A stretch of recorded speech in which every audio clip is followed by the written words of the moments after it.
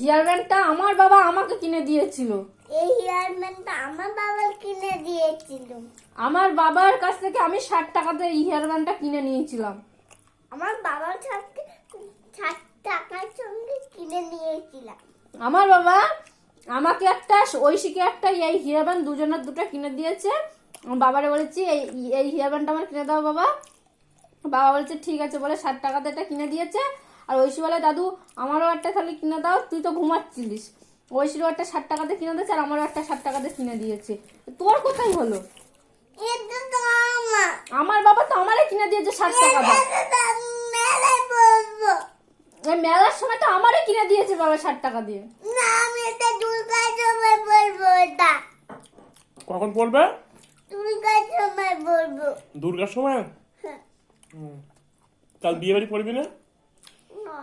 আগে তুই স্বীকার কর এটা আমার বাবা আমারে কিনে দিয়েছে, আমি তোরা এমনি পড়তে দিয়েছি বল।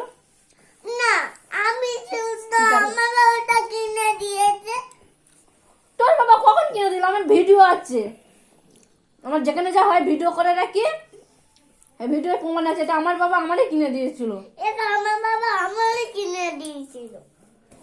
এমন হোয়াইট কালার রেড কালার রোজ কিনে দিয়েছিল এখানে দেওয়ার জন্য। না ওটা আমার এটা আমার ইয়ার ব্যাগ।